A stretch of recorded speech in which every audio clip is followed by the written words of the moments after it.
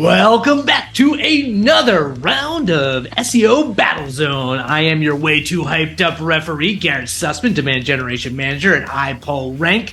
And this week we are talking all about the controversy that is SEO forecasting. When does it make sense to use SEO forecasting? In one corner, we've got none other than Zach, the Flying Dinosaur Chahalis. He is the Director of SEO at iPullRank. And going against him in the opposite corner, we have Mike, the Rainmaker King. He is the CEO and founder of iPullRank Agency. He's been doing this agency thing for 8 years at this one, let alone all his other historic experience. But we're going to dive in. So here we go. Round one, we're going to start with you this time, Zach, Flying Dinosaur Chahalis. Round one, what value can SEO forecasting provide for a company? Put the time on the clock and go. Yeah, SEO forecasting can help to maybe prove your case when you're working with a client. So the question I always get in working with different folks throughout my career is, all right, well, what's that going to do for us? What's that going to do to the bottom line? What's that going to do in terms of traffic? It maybe gets into a different topic of whether it's flawed or not, but the general idea is, can we project out the impact of doing something? Can we say, hey, we think that you'll generate this much traffic if we were ranking here? Or, hey, we're currently ranking here. Here are some things that we want to implement or fix or change to do that. If that allows us to move from 6 to 3, we could possibly see this increase in traffic based on your conversion rate, based on your average order value, if it's e-commerce, what have you. You know, here's what you might expect to see potentially in the bottom line. And to you, Mr. Rainmaker King, what is the value, the positive value that SEO forecasting can provide for a company? I'm laughing because there is none. And what I mean by that is, you know, it's an exercise that you've got to do to get buy-in. But the reality is that there's so many moving parts to SEO, which everyone knows. Everything from the search volume can change. You know, an algorithm update can happen, and then what mattered before doesn't matter as much. So, you know, you can forecast all you want. You can do all the statistics. You can do all the math. You can use profit from Facebook. You can use all these tools and plug those numbers in and build a model. But more often than not, what actually happens is not what that forecast says. But, you know, you still got to put something together that's defensible. You've got to do things to get buy-in in an organization. You've got to, you know, effectively do what other channels are doing, right? Like if someone says you want to invest in social media, cool. What are we going to get out of that? If you want to invest in paid search, okay, that one's a little easier because it is like, you know, the mechanics are pretty, like you put $1 in, you get $10 out or whatever it is. And that's something that you can count on.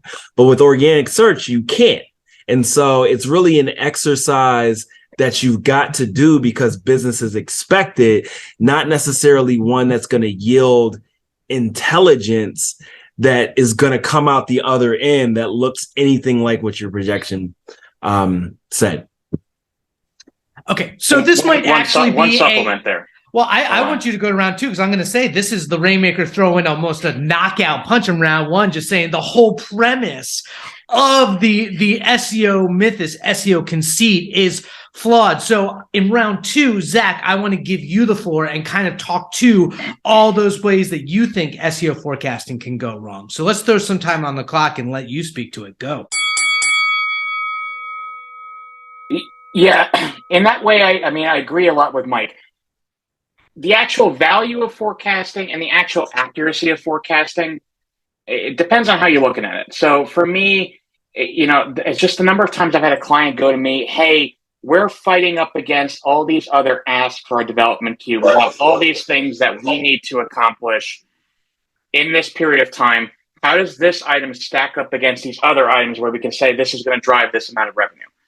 So it allows us to at least have that conversation and get in the door on it. But I do agree 100% around the accuracy of it because there is so much influx with organic search, with the algorithm, with SERPs themselves, that the level of accuracy with it is really tough to say, i.e. there really is none. But it allows you to at least have that conversation to say, all right, here's some things that could happen, or at least help to try and justify the case a little bit.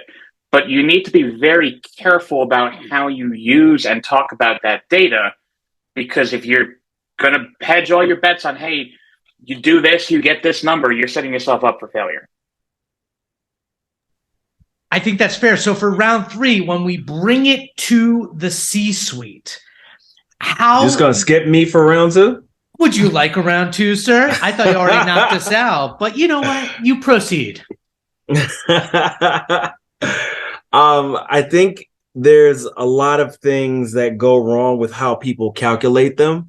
So, fundamentally, when people are doing any sort of SEO projection, particularly, let's call it like a top level projection, where it's like, cool, we're going to use search volumes multiplied by click-through rates, multiplied by,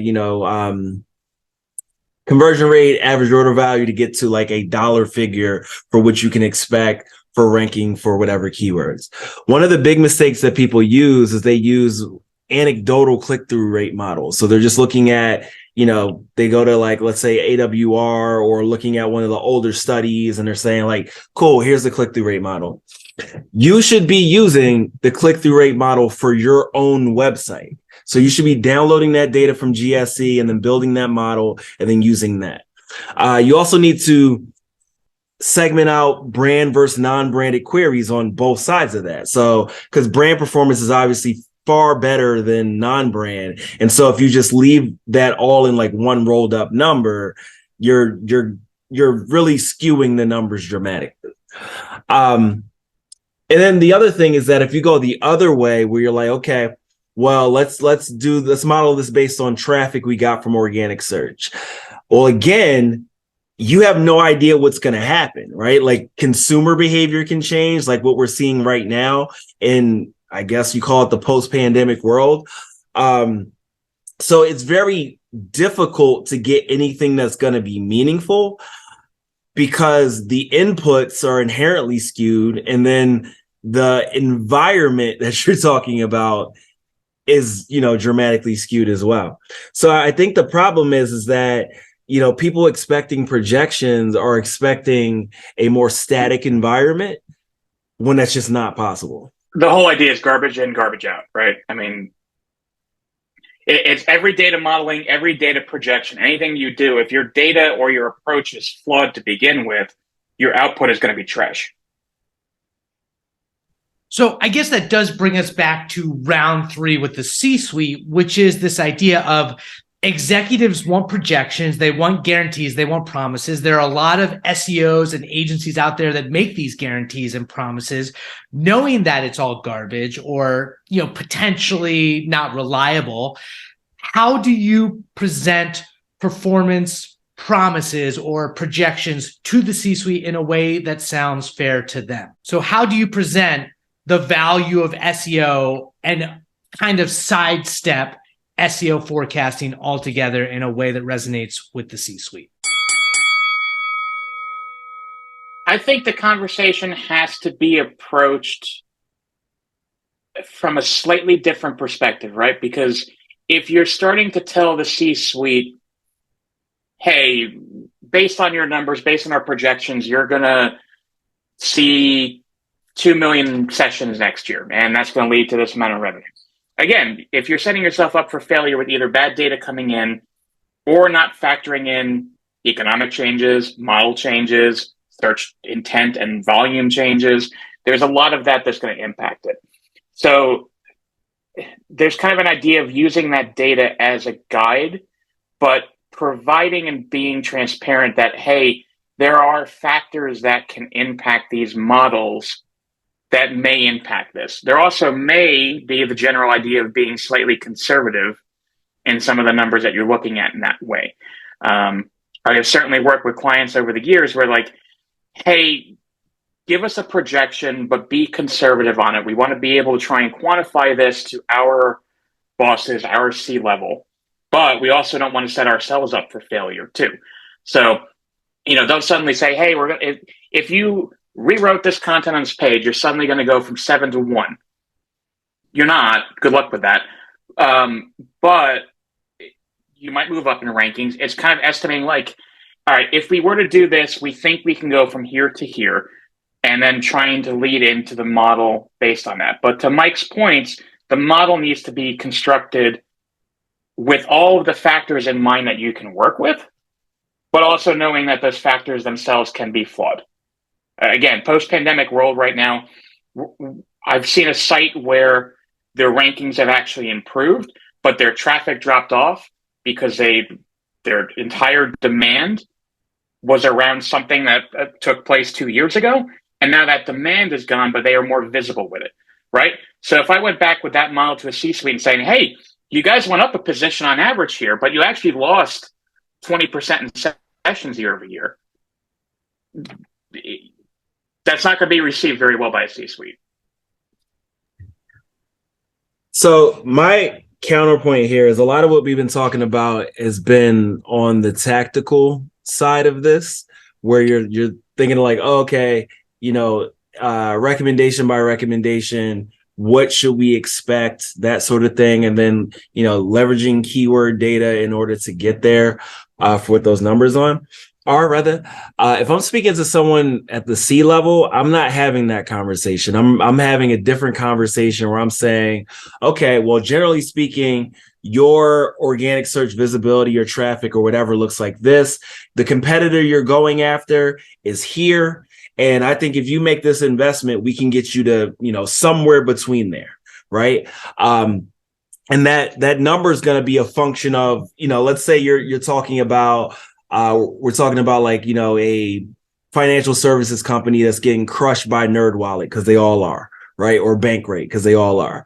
And so I say, okay, well, Bankrate for this specific category, they're driving X, you're driving Y. If you invest A, then we can get you to Z. And that tends to resonate a lot more than going the other approach that you typically use when you're talking to like, a manager or director or whatever, because they want to see the big picture. They don't necessarily care that you're like, oh, okay, yeah, if I do this one thing, this one keyword will go up, unless it's like one of those vanity keywords that they care about.